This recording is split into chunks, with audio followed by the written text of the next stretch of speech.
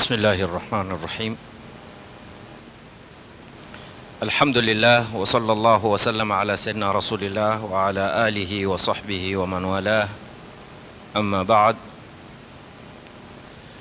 baada ya kumshukuru Mwenyezi Mungu Subhanahu wa Ta'ala na kumtakia rehema na amani mtume wetu Muhammad sallallahu alayhi wa alihi wasallam, kadhalika yatakikana tumshukuru kwa kuwa ameweza kutuwafikia tukapitiwa na mwaka tukaingiwa na mwaka.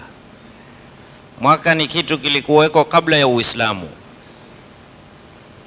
na katika Uislamu kumetajwa miaka ndani ya Qur'ani, ndani ya hadithi za bwana mtume Muhammad sallallahu alayhi wa alihi wasallam, ila tofauti itakuwa tu, je, hii tarehe ambayo kwamba tunayo sisi ndiyo tarehe aliyoiweka mtume Muhammad sallallahu alayhi wa alihi wasallam? Bila shaka sote tukubaliana kuwa kitu ambacho kwamba kinaitwa mwaka kilikuweko, na mtu kukataa kitu mwaka ataambiwa huyu khalim min at-tarikh, yuko mtupu, hajui tarehe kabisa. Kwa sababu tarehe yoyote utakao kuisoma inaelezea miaka ndani yake, na hakuna tarehe nzuri kwa Muislamu kama Qur'ani. Qur'ani imeelezea kwamba Nabii Allah Nuh aliishi kwa kaumu zake 1000 illa 50 aman, na hapa wanazuoni watuambia kuna tofauti saa nyingine katika Qur'ani inapotaja kilma cha am na sana. Zikipambana hizi mbili, Kiswahili zote hufasiriwa sana ni mwaka na amun ni mwaka, lakini sana ikipambana na am inamaanisha sana ni miaka aloishi katika dhiki, na am ni miaka aloishi katika raha. Lakini si kaida kwamba kila am ni mwaka wa dhiki au ni mwaka wa furaha, la, hutegemea ikipambana na kelima cha sana, huku ikaja sana na huku ikaja am kwa pamoja, basi hii imekusudiwa miaka ya dhiki na hii imekusudiwa miaka ya furaha. Lakini kwa kuwa kulikuwa na kitu ambacho kwamba chajulikana, mukatabat, maandikiano, sawa ni maandikiano ya baina ya serikali kwa serikali, baina serikali ile ile kuandikia wajumbe wake, na kadhalika kitabatu dain, idha tadayantum bidainin ila ajalin musamman faktubuhu, tuandike. Sasa tutaandika lini? Nimemkopesha lini? Mwaka gani? Anilipe lini? Mwaka gani? Ikaja ni lazima tuwe na tarehe. Sasa tarehe ianze lini? Tutajuaje kamba hapa ndipo mwanzo wa mwaka na hapa ni mwisho wa mwaka? Wakati wa khilafa ya Sayyidina Umar bin al-Khattab radhiyallahu anhu wa ardhah, wakakubaliana na maswahaba kwamba tarehe ianze kwa wakati wa kugura mtume Muhammad sallallahu alayhi wa alihi wasallam kutoka Makka kwenda Madina. Itakuwa wepesi tukidhibiti, kwa sababu nyuma huku hakuna udhibiti uliokuwa maalumu, lakini tuanzeni sasa kudhibiti maalumu. Twajua sisi mtume aligura lini sallallahu alayhi wa alihi wasallam. Kwa hiyo yoyote atakaye kuandika tarehe aandike kwa tarehe mwaka baada miaka 3 kugura mtume, baada miaka 5, baada miaka 20, baada miaka 30, baada ikaanza ikaitwa tarikhul hijri, ambayo haina shaka ndani yake, ni mutawatira kuliko hii tarehe miladi, tarehe ya kizungu. ya mpangilio usiokuwa na akili. Miezi mingine ina 29, ikipita miaka fulani hakuna 29, ina 28. Umuuliza mtu, wewe birthday yako lini? Mwaka huu mimi sina. Kwa sababu mwezi gani ule wenye 28? Februari. Mara hii imekuja 28 na mimi Februari yangu ilikuwa 29. Sasa mwaka huu mimi sikuzaliwa. Umeona, ni miaka haina akili. Lakini Kiarabu la, huwezi kupata. Na iktadhat hikmatullah, hikma ya Mwenyezi Mungu Subhanahu wa Ta'ala akaijalia hii miezi ya Kiarabu ya Kiislamu. Asli ni miezi ya Kiislamu, si miezi ya Kiarabu, ni miezi ya Kiislamu, ila Uislamu ulianza kwa Waarabu. Ni kwamba hii miezi ipitikiwe na namna ya hali ya weather inavyokwenda. Miezi ya kizungu siku zote utakuta Juni ni wakati wa June, July ni wakati wa nini? Upepo na mivua. Kiarabu hakuna namna hiyo, kwa sababu yatakiwa wewe ukiishi miaka 30 umewahi kuifunga Ramadhani katika kila season.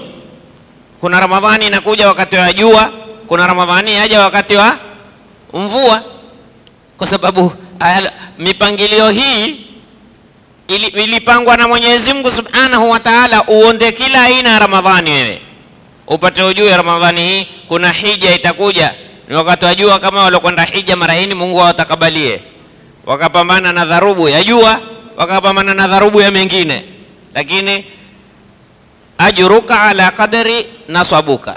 Kila kwenye jambo la thawabu unapopata shida, elewa thawabu zinakuwa zaidi. Haifanani wanaoketi kwenye grade A sijui wanahitaji kule Mina na wale waketi kwenye D au E. Dharubu wewe mai ukaiteke mwenyewe kule, mai huetwa mpaka kitandani. Kila ukisumbuka jua thawabu zinakuwa zaidi. Haifanani yule Ramadhani aloketi kwenye ofisi akapigwa na kiyoyozi kama sisi hapa, pigwa na AC wewe ofisini, na yule anayeangata magunia kwenye jua, thawabu tofauti, haziwi thawabu sawa sawa. Ajruka ala qadari nasabuka. Kwenye Qur'ani Mwenyezi Mungu atawalea hikaya Nabii Allah Musa, atina ghadaana laqad laqina min safarina hadha nasaba. Lakini inshallah sisi laqad laqina min safarina hadha nasiba. Tumepata shida, ete chakula bwana tule. Safari imetupa tabu. Ndio safari ya akhera. Jambo la Mwenyezi Mungu lolote lina tabu. Mtume sallallahu alaihi wasallam asema moto ni mporomoko, yani ni barabara ya mteremko, ushuka tu. Pepo ni barabara ya kupanda. Na ndio kaona Mwenyezi Mungu katika Qur'ani asemaje? Falaqtahama al-aqaba. Kwa nini upande milima? Iqtahim al-aqaba. Akabati yani ni zile ziziwizi, mambo yenye kukushinda, mambo mazito. Mwenyezi Mungu akasema wama adraka mal aqaba, ujue hizo akaba. Asema fakku rakaba, ni umwate mtumwa huru, kisha au it'amun, kulisha.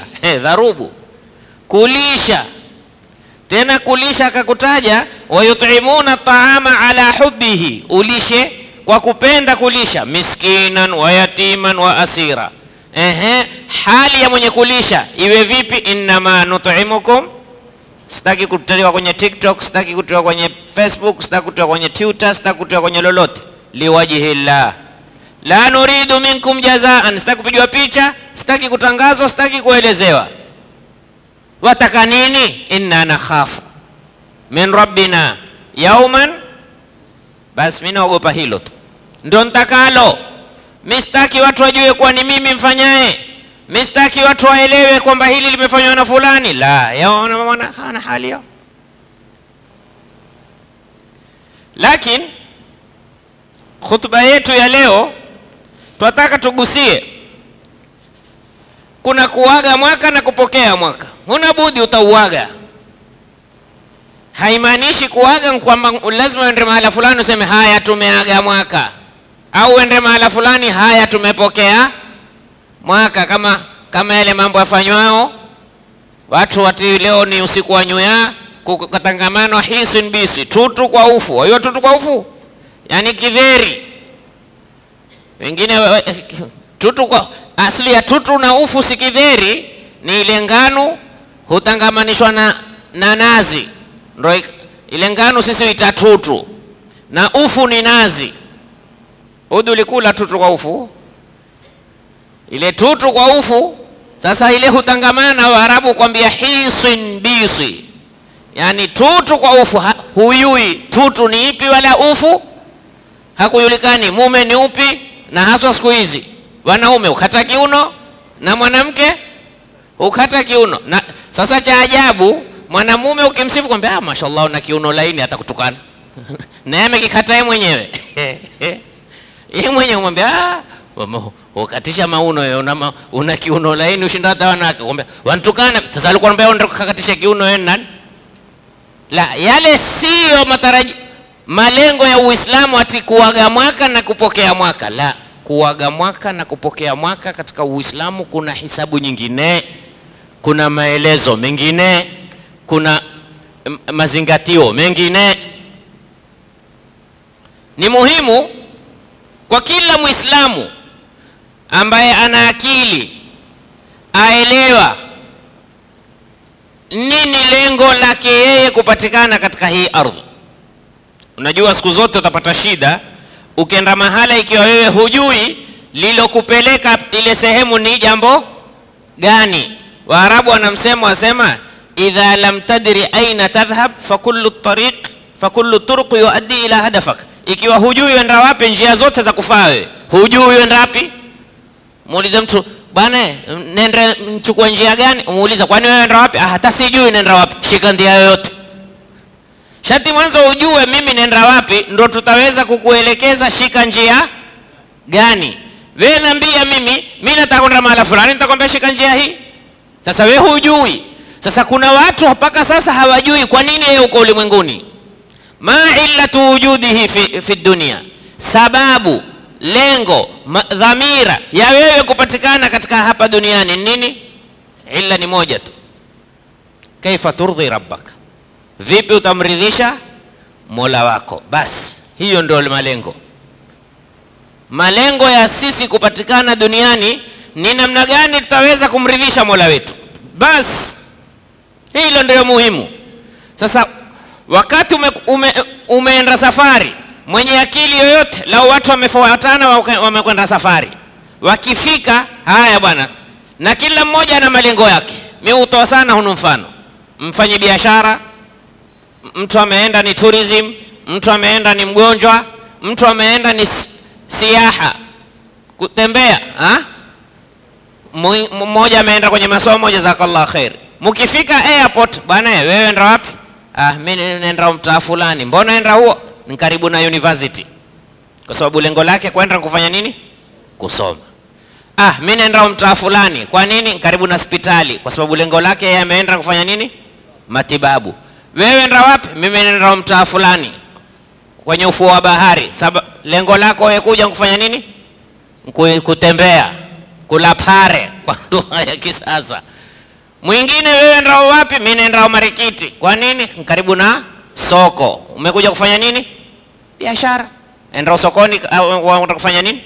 Muone sasa kila mmoja aangalia ende pale ambako kwamba yeye ndio lengo lilomleta ile sehemu. Lakini wewe umekwenda kwa ajili ya biashara, alafu ushukie baharini huko ni masafa mpaka ujapo sokoni, utakwambia wewe una akili. Sasa mimi na wewe sote hapa ulimwenguni tumekuja kwa lengo gani? La kutafuta radhi za Mwenyezi Mungu. Kwa hiyo, je, twajipeleka twashukia ile sehemu ambayo kwamba sehemu hii mimi ndo nitaweza kupata radhi za Mwenyezi Mungu?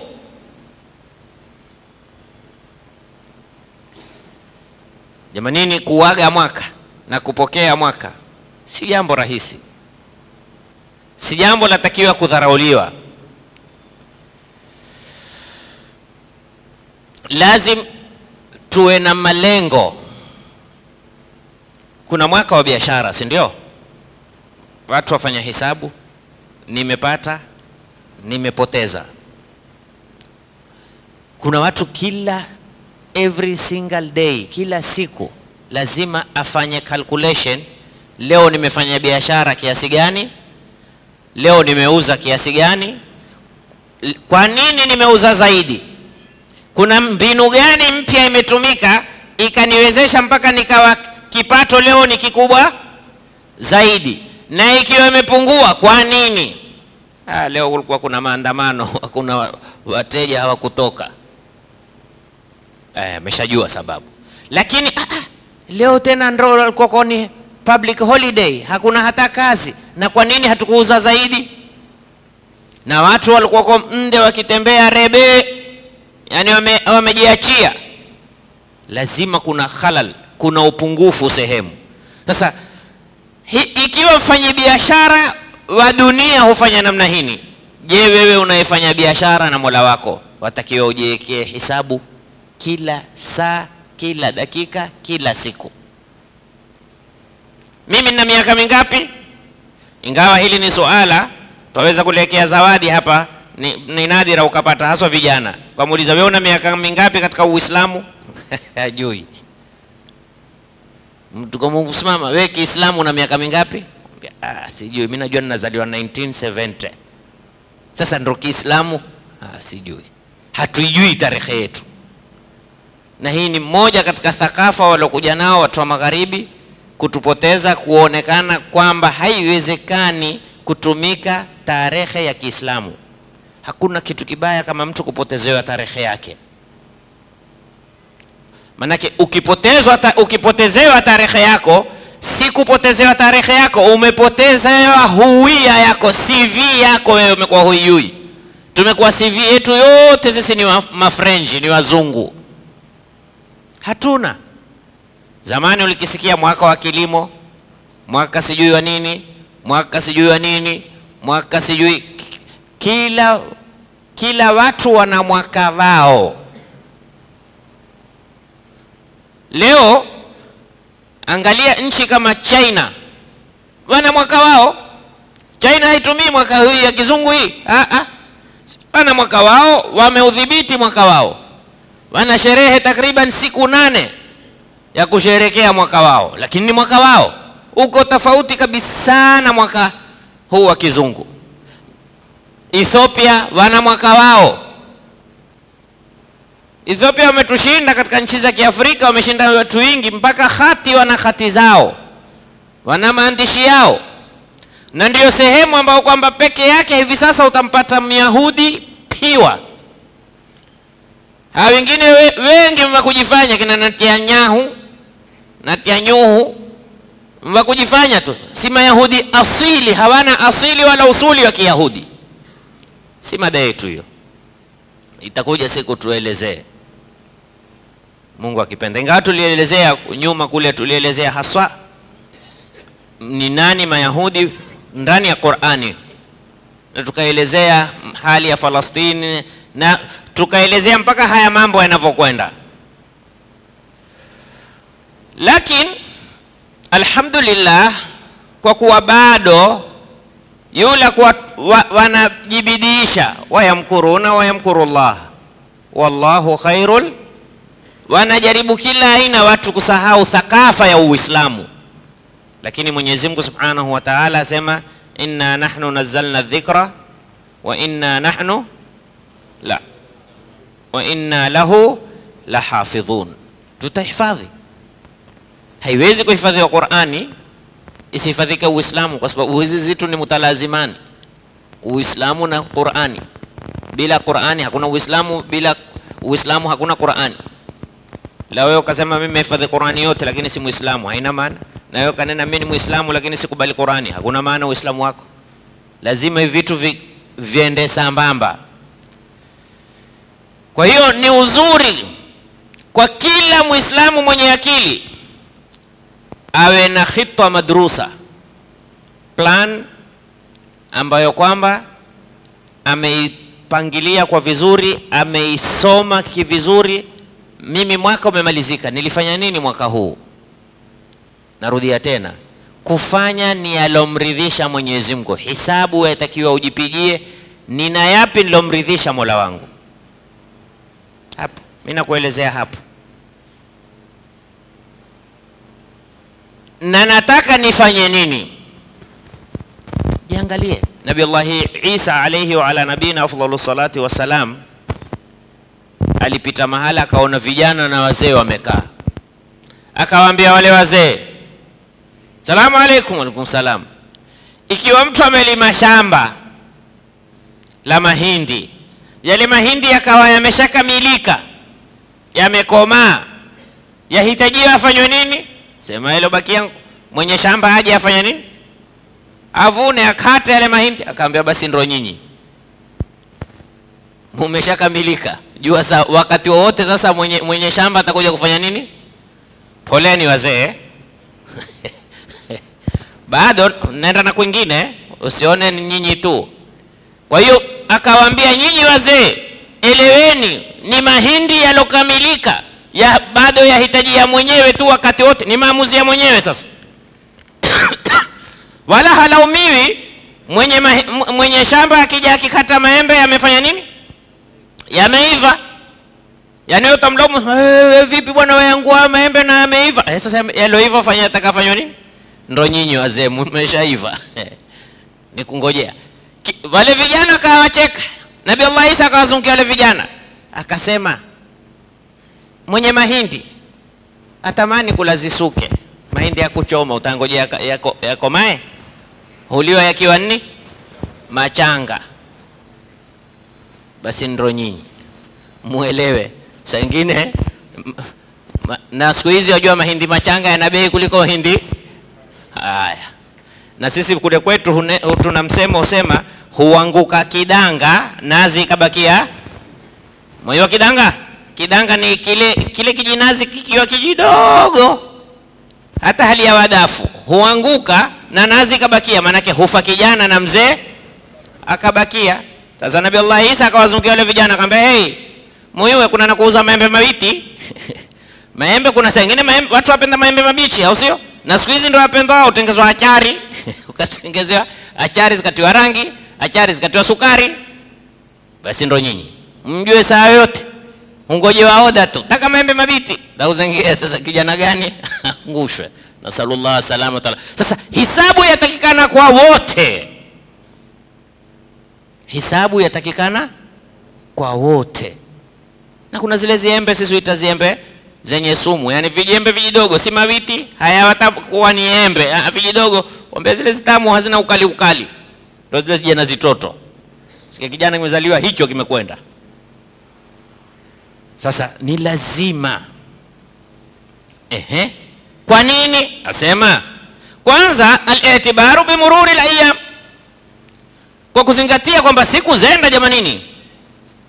Mwenyezi Mungu asemaje katika Qur'ani, inna fi ikhtilafi al-layli wan nahari la ayatin liulil albab.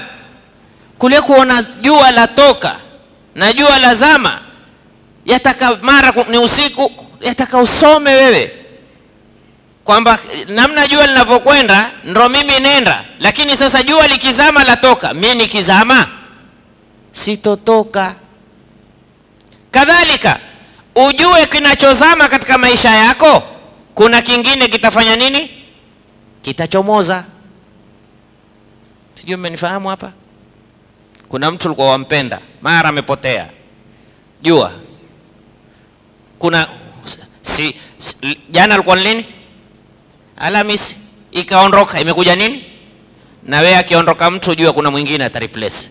Chochote hakiwezi antaghiba fi qalbika shay'un illa wa lazim an tatla'a shay'an akhar kama gharabat lazim an tatla'. Hakizami ila huwa kimetoka. Lile jua litazama bila kutoka? Kuna jua uzama bila kuchomoza? Lilichomoza likazama. Na anayechomoza katika moyo wako, jua kuna siku ima atazama kwa kurudi au atazama ndio moja kwa moja. Moja ya mawili, haiwezekani. Mahma tala al-layl la budda min tulu'il fajri. Usiku hata ukawa mrefu vipi, lakini alfajiri lazima. Ushaona wewe usiku usokuwa na alfajiri, hata ukawa mrefu vipi lazima. Wa mahma tala al-umr lazima min dukhulil qabri. Hata umri ukawa mrefu vipi, lazima siku moja utaingia kaburini.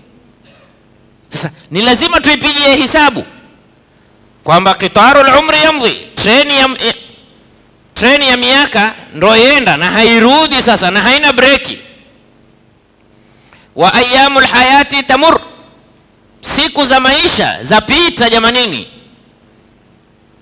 Sasa faman minna, ni nani katika sisi, yataamalu fi dhalika jayida, azingatia kwa uzuri, siku zenda mi bado tusijata haya, mi bado tunishishiene na utesi, mi bado na la riba, mi bado na la rushwa, mi bado na la haramu, mi bado na sengenya, mi bado na gombana, mi bado na tukana, mi bado na dharau, mi bado. Mbona kwa utabadilika lini? Tutabadilika lini? Lini mimi nitabadilika? Na Mwenyezi Mungu Subhanahu wa Ta'ala alisema katika masala ya kubadilika, inna Allaha la yughayyiru ma biqaumin, Mungu hakubadilishi hata yughayyiru ma anza Mungu akuwafikie. Mashaallah atabadilika. Hubadiliki. Jibadilishe ndio utafanya nini? Utabadilika. Jibadilishe na Mungu atakuwafikia kubadilika. Lakini wewe sema haya itafika time nitabadilika. Sikiliza, hakuna mauti yanamngojea mtu abadilike ndio yamchukue. Mauti hakungojea wewe na istiqama ndio yakuchukua. Sasa ni wewe uwe na istiqama uyangoje mauti. Wewe kuwa na msimamo uyangoje mauti. Mimi tayari, bado yeye tu. Lakini kama mimi tayari, lakini useme ngojea, baadaye itakuja ile lahadha, qala rabbi irji'uni la'alli a'malu. Na hakuna kitu anachojutia mtu baada ya kufa kama kuwa hakufanya mema. Rabbi irji'uni la'alli a'mal, nirudisheni. Wataka nini kwani wewe? Kuna kitu gani hujakipata? Kitu ambacho sijakipata ni hichi, la'alli a'malu salih, nataka kwenda kufanya mema. Kwani ulikuwa huko wewe? Mwenyezi Mungu asema qala kalla innaha kalimatun huwa qailuha. Maneno haya, alikuwa na nafasi, alikuwa na muda, alikuwa na time. Awalam nu'ammirukum, kwani sisi hatuko hapa muda hii? Mwenyezi Mungu awahutubu wasoko wa Islam, ma yatadhakkaru man tadhakkara wajaakumun nadhir, mpaka ukatoka na nyele nyeupe. Bado tu wewe hujaeleweka, hujaelewa, hujatambua. Utaacha lini wewe mzee? Bado nyele nyeupe, lakini bado wasengenya, bado wadharau, bado watukana, bado wateta, bado wala haramu, bado wanyanyasa. Wangojea nini? Kitu gani tena wataka wewe kije kikuwedhe? Wajaakumun nadhir.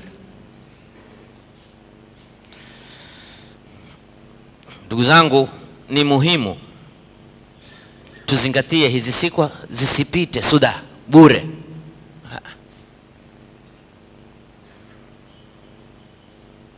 Mwenyezi Mungu Subhanahu wa Ta'ala katika Qur'ani atutanabahisha sana, akatuambia fa'tabiru ya ulil, zingatieni jamani enyi wenye absar, basira, sio basar, basira, wenye kuelewa, wenye kutambua. Hebu zingatieni. Mtazingatia lini?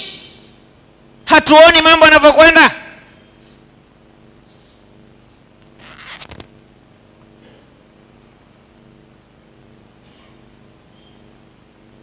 Mwenyezi Mungu Subhanahu wa Ta'ala asema katika Qur'ani, yuqallibu Allahu al-layla wan-nahara inna fi dhalika la'ibratan liulil absar. Hugeuza usiku ukawa mchana, mchana ukawa usiku.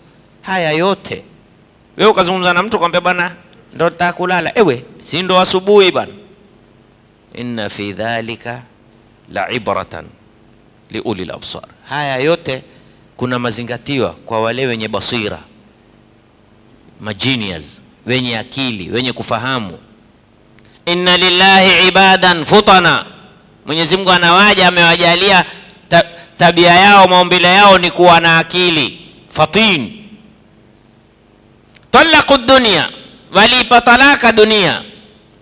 Ambia ya dunia ghurri ghairi talaqtuki thalathan la raj'ata fiha, dunia mughuri mwingine, mimi nimekupa talaka 3, hakuna kurudiana tena, sikutaki tena.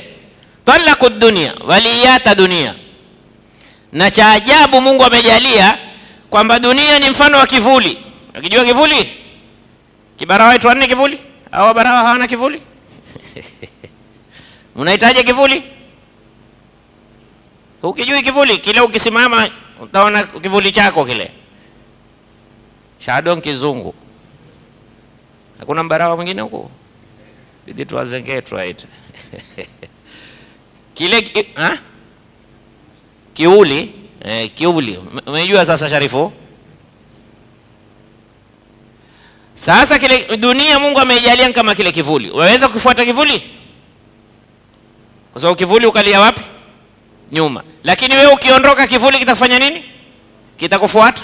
Sasa ndio dunia. Ukiifuata huwezi, lakini ukiiata yeye dunia ndio itakufanya nini? Itakufuata. Mara nyingi dunia henda kwa asoitaka. Aitakao kaipigania asipate. Subhanallah.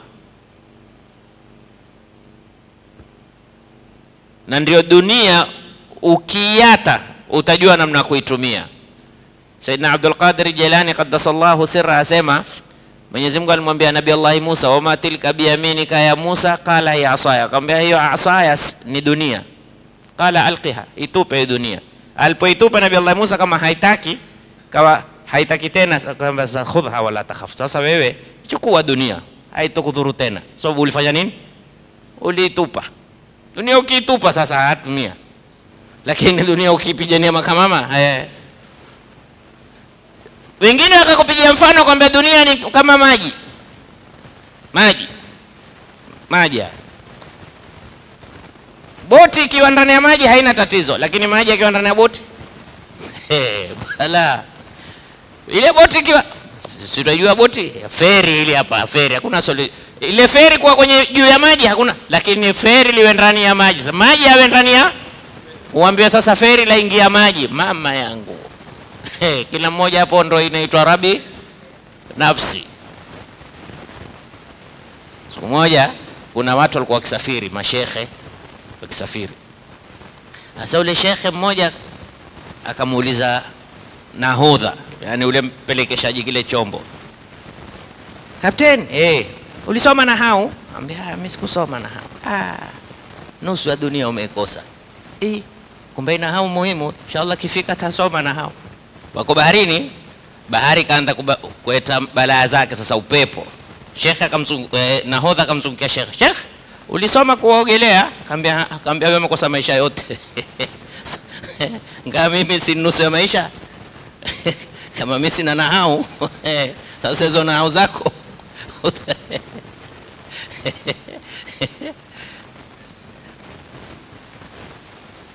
Subhanallah. Ndugu zangu, Ahmad Shauqi ana maneno mazuri kuhusu maisha. Asema daqatu qalbi almar'i qailatun lahu. Huno mgongo wa moyo, heartbeat inaitwa, si ndio? Moyo haupigi tena. Maana yake ndo nini? Sasa ule moyo kupiga qailatun lahu, ni wenye kunambia mimi na wewe, innal hayata daqaiqun wa thawani. Jua bana, maisha ni dakika na sekunde tu, ndio maisha. Ikisimama sekunde, maisha yamesimama. Ikisimama dakika, maisha yamesimama. Sasa tufanye nini? Asema fa'mal li nafsika, jifanyie kwa ajili ya kujifanyia mwenyewe. Baada mautika dhikraha, liwe hilo jambo baada ya kufa utakumbukwa nalo, ni jambo ambalo kwamba ni zuri, utafurahia ukikumbukwa. Kwa sababu gani? Asema fadhikru lilinsani umrun thani, kule kutajwa na maisha mengine. Ndio unaona Nabii Allah Ibrahim alisemaje, waj'al li lisana sidqin fil akhirin, nijalie nami nitatajwa baadaye. Naye Mungu akamjalia, akamjibu kisawasawa. Hakuna anayeswali ila usema Allahumma salli ala Muhammadin wa ala ali Muhammad kama sallaita. Kuna raha kama kutajwa ndani ya swala? Yaki kuna watu hata ukikumbushwa humkumbuki, marehemu fulani ukumbuki. Alikuwa na sijui nikueleze nini, lakini alikuweko, hakumbuki kwa lolote. Pia sahali. Lakini wengine ukitajwa ukorofi, kwani ule ni mkorofi kama marehemu fulani? La ilaha illallah. Fulani alikuwa ni mkorofi. Subhanallah. Katika mambo ya ugomvi, katika kuteta, katika kusengenya, alikuwa hodari, alikuwa hakosi.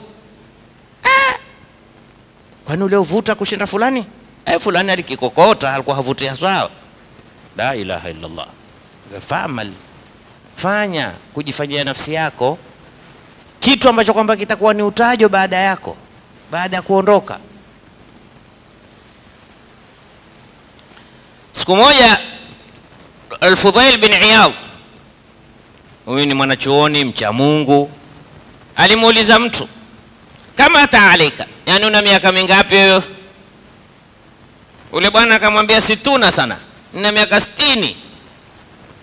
Kina sisi twendao kushuka ya homo sasa. Kwenye 50 tumetoka. Haya, twendao shuka ya homo. Inshallah tuegeshe salama. Manake sote tumetweka. Chombo tumeshatweka na tanga tumeshafanya nini? Tushalikata lile tanga. Sasa bado kuegesha. Kuna zombo henda mbio, kuna na zombo hukokota baharini. Nanga hukwambia nanga hukokota. Chombo henda harijaji, hujawishi. Taratibu, lakini kuna zombo mashallah zishishie tingi, hushuka tu. Nafikiri kiboti cha resi. Sasa akamwambia fa anta mundu 60 sana tasiru ila rabbika, wewe miaka 60 wewe enda zako kwa Mola wako. Yushiku an tablugha, yaonesha karibu kufika sasa. Subhanallah. Mle mtu akamwambia qala inna lillah wa inna ilayhi raji'un. Al-Fudhail akamwambia ataarifu tafsira inna lillahi wa inna ilayhi raji'un? Wajua wewe tafsiri ya maana inna lillahi wa inna ilayhi raji'un? Wajua maana yake au sema tu? Akamwambia vingi sisi, mimi mwenyewe pia mmejua hapa. Asema inna man alima annahu lillahi abdun, yoyote anayejua pale kusema inna lillah maana yake mimi ni mja wa Mwenyezi Mungu. Sasa anayejua kwamba yeye ni mja wa Mwenyezi Mungu, wa annahu ilayhi raji'un, na kwamba yeye atarudi kwa Mwenyezi Mungu, falyalam annahu mawquf, aelewe utasimamishwa kwa Mola wake. Utasimamishwa. Mimi hakuna kitu ambacho kwamba nikifika mahala nakaa nikatamali sana kama kufika boda, au yani umeingia sawa kwa ndege au mipakani, uangalie vile watu wanavyopekuliwa, watu wanavyokaguliwa. Kama una mtu mara shikwa pasu, nenda ukumbuka kwa Mwenyezi Mungu kutakuwa na watu namna hii. Mwingine utaulizwa begi lako, sina. Basi nenda, begi lako fungua. Sasa mimi na wewe begi letu litaambiwa pita nalo au litaambiwa fungua? Na hatari ni kama alivyoelezea Mtume sallallahu alaihi wasallam. Mtume alimwambia Abu Dharr, wa akhlis min al-amal, ukifanya fanya kwa lillahi. Kwa nini? Akamwambia kwa sababu kastamu wa Mwenyezi Mungu basir, wanatambua original, amali original ni ipi na fake ni ipi, na ambao haifai ni ipi na ambao yafaa ni ipi. Na usiishi kikenya ukaona utakwenda kupambana na kastamu wa Kenya. Hakuna kastamu wa Kenya kwamba ukitoa dogo na dogo ni huitwa tu dogo, mtoto 20,000 ndogo hilo. Fanya matezo wewe. Kuna dogo 20,000. Nakumbuka wakati sisi vijana usoma, kuna kijana rafiki yetu alikuwa ni mkubwa yeye, lakini nikisoma naye siku hiyo ameshikwa na polisi, akamwambia we kijana, maana yake polisi kila ambaye si yeye umuita kijana. Na ukitaka polisi akuheshimu muulize vijana habari yenu. Basi yeye unena huyo angeniita mimi kijana, ila ni mtu mkubwa. Wewe ukitaka kuweza polisi, ukifika tu, vijana habari yenu? Mzima saa. Habari yako mzee? Hata kama wewe ni kijana, yeye ana ndevu nyeupe, basi yeye atakuheshimu tu. Hangeniita mimi kijana, ila yeye ni nani? Ni mzee katika serikali huyo. Sasa akamuita, wewe kijana. Ule kawa hakuitika. Unajua yeye si kijana. Na wewe zamani alikuwa hakuna barobaro apenda kuitwa nani? Kijana. Mimi barobaro mzima nita kijana. Akaenda akamfuata. We, mimi nakuita wewe. Mimi nasikia unaita kijana. Wewe si ndo kijana? Wapi kitambulisho? Akamwambia sikubeba, iko madrasa. Akamwambia angalia chai ya mzee. Akamwambia nalo peni hapa. Wakati huo peni lilikitumika. Nalo peni. Peni nifanye nini? Akamwambia mimi sikukwambia nataka kukupa. Ni wewe umetaka, mmekwambia mimi nalo peni. Uende madrasa. Sasa Fudhail bin Iyadh asema, ukijua kwamba wewe ni mja wa Mwenyezi Mungu, elewa hili yakini. Subhanallah, angalia Mwenyezi Mungu katika Qur'ani asemaje? Waqifuhum innahum la ilaha illa Allah. Hebu kumbuka hii sehemu. Hii stage jamani ni nzito. Waqifuhum, ni mitume tena hao. Innahum mas'ulun. Sasa ikiwa mitume wataulizwa, ndugu zangu, mitume, hakuna diplomatic pass hapo.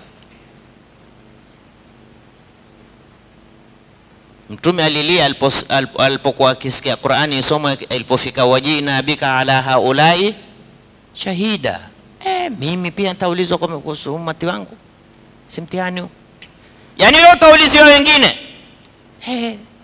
Kazi ya mitume, hakuna diplomatic pass. Leo wenye diplomatic pass wamekuwa huipitia huku, wakiipitia huku, wakiipitia na hili, wakiipitia na hili. Hakuna huko. Waqifuhum innahum mas'ulun. Mtume sallallahu alaihi wasallam asema la tazalu qadama 'abdin hatta yus'ala an 40. Mtu pale anapofufuliwa, zile nyayo zake hazitaondoka mpaka ulizwe mambo manne. Wewe lazima utaulizwa kila mmoja. Waman alima annahu mawqufun, na atakayekujua kwamba yeye atasimamishwa kwa Mwenyezi Mungu, falialam annahu mas'ulun. Jua maana ya kusimamishwa ni ulizwe, utaulizwa. Falyaudda lisuali jawaban. Mtu akikuuliza atarajia kwako wewe nini? Jawabu. Nilitoa kiswa, baba na watoto walikuwa waenda zao picnic. Ndio? Siku hizi mtu akitaka kufurahisha watoto wake ni kuwapeleka picnic. Badala kuwapeleka msikitini wakasome au madrasa, picnic. Wametoka safari, yeye mke wake na watoto enda picnic. Kifika mbele, mtu akasimamisha, ataka lifti. Kamuuliza, nani wewe? Kaambia mimi ni pesa. Kawauliza wenzake, vipi? Mtukue atatufaa huyo. Si huko twendako tunahitaji nini? Pesa. Wakambeba. Fika mbele, mtu mwingine akasimamisha. Nani wewe? Kaambia mimi ni cheo serikali.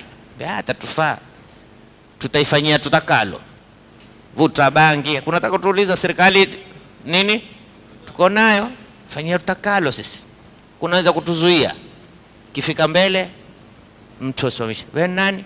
Mimi Uislamu. Uislamu. Hota tutia dhiki. Hili alivai. Tatukoma za hapa. Bwana, gari imefanya nini? Imejaa. Jamani, nafasi ile. Pale kuna mtu tutakumbeba. Kwa nini hamumtukui? Mambo tena kuyana hoyo koma za koa hapo. Kitaka manake akitaka kujiachia kwa yeye, jamani haifai, haramu. Manake hawatembei nyele wazi. Manake hawatembei mapaja wazi. Tatukoma za koba na hatana naye. Kifika mbele, roadblock. Wajua pesa tunazo serikali. Habari zenu? Mzuri. Mimi ni Israeli.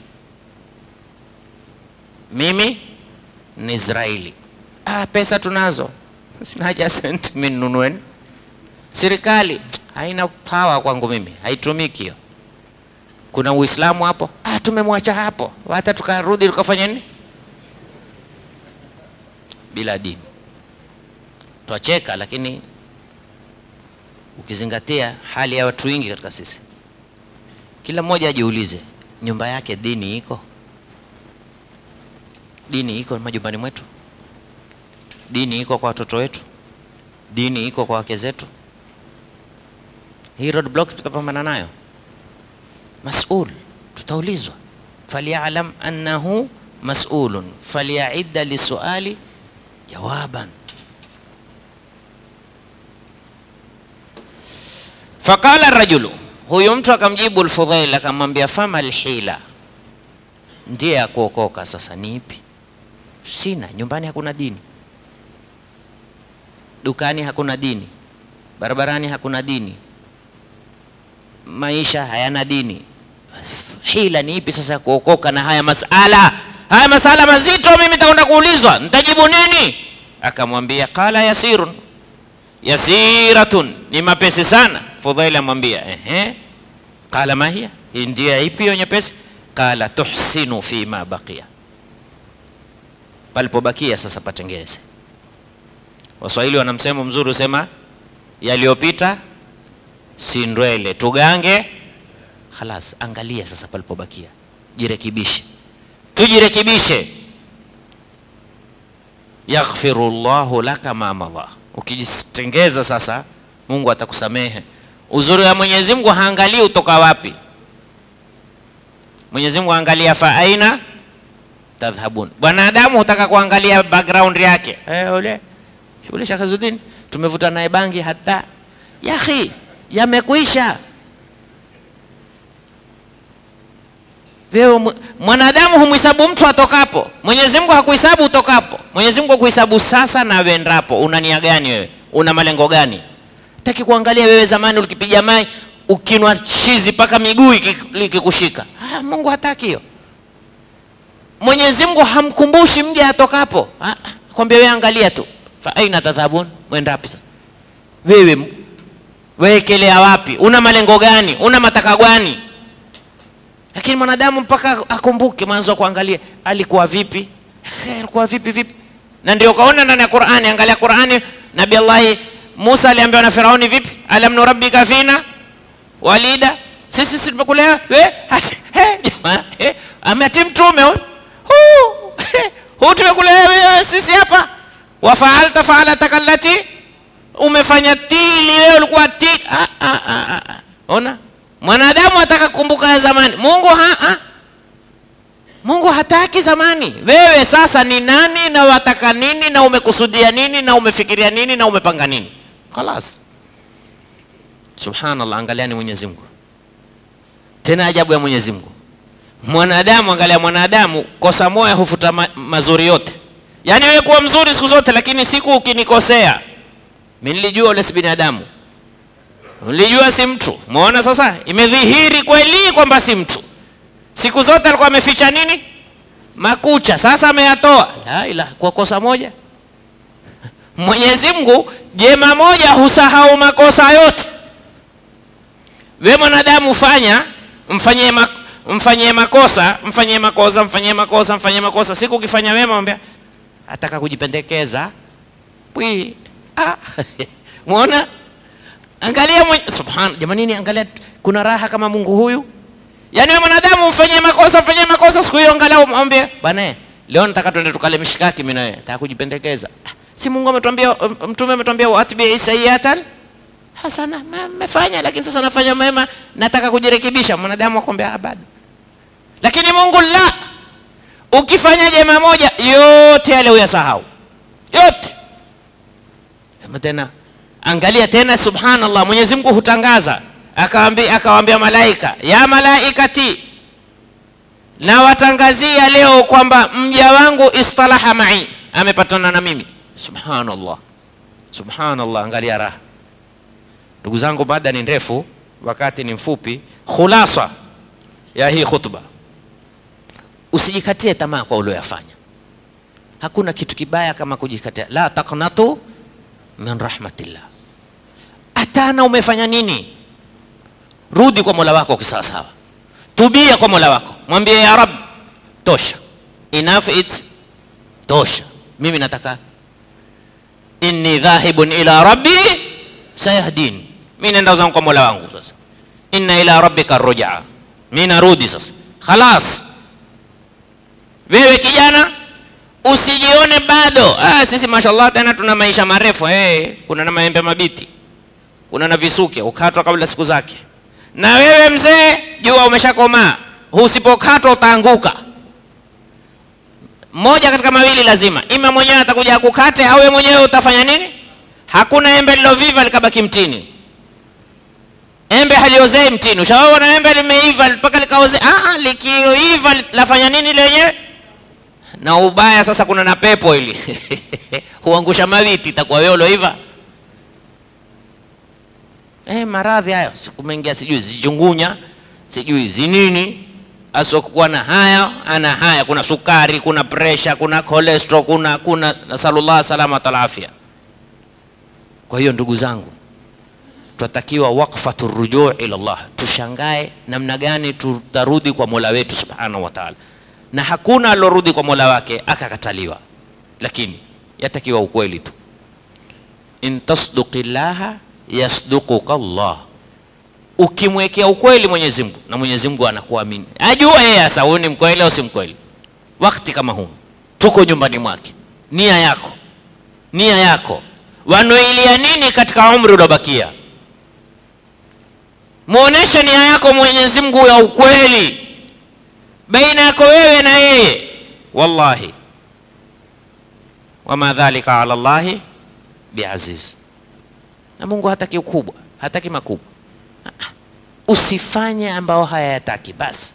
Usimnyanyase mwenzako, usimdhulumu mwenzako, usimuoneshe nguvu mwenzako. Mungu amekuweka mahala ujue namna gani utaweza ile sehemu kuweza kukaa nayo kwa uzuri. Kuna watu wakiwa tu wamemkodisha mtu au wamfanyisha mtu kazi, atampigia kelele utafikiria ndo alomuumba. Makosa. Elewa, hakutaka yeye awe ni mfanyikazi wako, ni Mungu amempangia kukujalia wewe umkodishe yeye. Mungu aweza na yeye akambadilisha. Ma baina ghamdati ainin wa intibahatiha yubaddilu Allahu min halin. Kufumba na kufumbua Mungu aweza kubadilisha. Usiwe hasa matatizo haya yako majumbani, kuwatukana wale wafanyikazi, kuwarukia wafanyikazi, kuwatolea maneno wafanyikazi. Kwani ukimwambia mfanyikazi akiharibu ukamwambia taratibu, hizo sahani ukiosha kuwa makini, wewe la ilaha illa Allah. Hakuna pendao kuambiwa kwa kelele. Kisha kelele hazitengezi. Itabaki wewe uzoeleke tule ule makelele mkazi, lakini mwite mtu mwambie kwa ukweli. Angalia Mtume sallallahu alaihi wasallam atuambiaje? La tasubbul imaa bikasri awani ahadukum fa inna likulli shay'in ajal. Musimtukane mfanyikazi, hadithi hii, kwa kuvunja chombo. Kila kitu kina muda wake. Kama mimi na wewe muda wetu kwa kufa, na wewe ile muda wake kwa kufanya nini? Kuvunjika. Kisipovunjika kama hakikuvunjika, wewe waweza kutia chai tu kwenye kikombe, huyajaliwa. Sipende kuweka kikombe hapa ya. Wengine umeweka tilo ya chai ile sehemu ya chini pwa, au umeiweka hapa basi imeshuka pa kushuka, na chai ya maziwa. Ndio utajua raha hapo. Sasa hizi kombe si original. La, ni original, lakini ni wakati kuna kitu original kama mwanadamu. Uko original zaidi ya mwanadamu, huvundika guu bila sababu. Tena mtu ameteguka tu, kaambia nini? Ameteguka tu, lakini amevundika. Na ukamwona mtu amepambana na dharubu na asivundika nini? Ule kuisha. Na ukamwona ameinuka na una afya ndovu. Si afya ndovu wakati haujafika.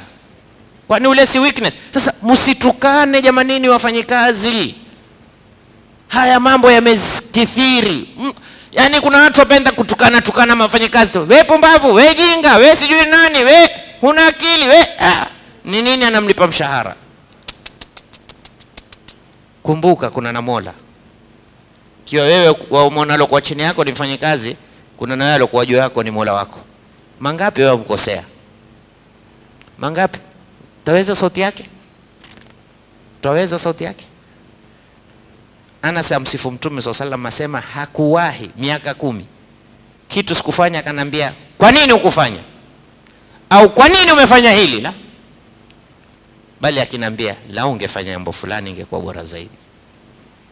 Aina uswati ya Anas. Safari moja alimtuma Mtume Saidina Anas kwenda kumletea kitu. Anas kijana amepita njiani, maona watoto ufanya nini? Cheza. Na sengine unajua mtu hakupanga kucheza, lakini ile boli limepigwa limekuja paka miguuni mwako. Hata wewe mzee sengine utajisahau, utachukua ukapepeta ukajisahau kama uko barabarani uko na vijana. Si yatokea hayo? Anas akasahau kwa Mtume SAW kwa kuona ni kijana nimemtuma sije kwa limempata jambo, akitoka kama unaona Anas uteza. Mtume akaja akamfinika mikono namna hii kwenye mato. Anas akishika ile mikono, unajua mikono ya Mtume SAW ilikuwa laini, mabofu bofu namna hii. Swalieni Mtume. Nyinyi jamani hata mkisikia jina la Mtume hamshangamki? Swalieni Mtume. Sallallahu alaihi wa ali. Akamwambia ya Rasulullah nasit, nimesahau. Akamwambia hanenda. Hakumwambia kitu. Lakini mimi na wewe angepigwa kofi ule. Mtu akiswali mwanzo akitaka kwenda kusujudu ufanya nini? Yange sujudu moja kwa moja bila rukuu. Lile kofi. Angalia. Tuweni makarimu, tuweni wapole. Tumuombeeni Mwenyezi Mungu Subhanahu wa Ta'ala. Kila mwenye matatizo Mwenyezi Mungu amtatulie matatizo yake. Kila mwenye dhiki Mwenyezi Mungu amtatulie dhiki zake. Kila mwenye haja Mwenyezi Mungu amkidhie haja zake. Walioharibikiwa na mambo Mwenyezi Mungu atengezee mambo yao. Wasokuwa na kazi Mwenyezi Mungu awape kazi za halali. Na wenye kazi Mwenyezi Mungu awabariki katika kazi zao. Wenye madeni Mwenyezi Mungu asahilishie kulipa madeni yao. Wasokuwa na wake Mwenyezi Mungu awape wake wema. Wasokuwa na waume Mwenyezi Mungu awape waume wema. Wamezoana Mungu awape kushikana mpaka kuhatimishana. Wamezoatana Mwenyezi Mungu alainishe nyoyo zao warejeane. Wamezoteta na kugombana Mwenyezi Mungu alainishe nyoyo zao wapatane. Wagonjwa Mwenyezi Mungu awape afya na afwa. Waliokuwa hospitalini Mwenyezi Mungu awasahilishie. Waliokufa Mwenyezi Mungu awarahamu. Na sisi ikifika wakati wetu Mwenyezi Mungu atupe husnul khatima. Tufe hatuna dhulma ya mtu. Tufe hatuna deni la mtu. Tufe tuna radhi za wazee wetu. Tufe tuna radhi za mtume wetu. Tufe tuna radhi za Mola wetu. Atupe fi dunia hasana wa fil akhirati hasana wa qina adhaban nar. Sallallahu alaihi wasallam Muhammadin wa ala alihi wa sahbihi. Alhamdulillahi rabbil alamin.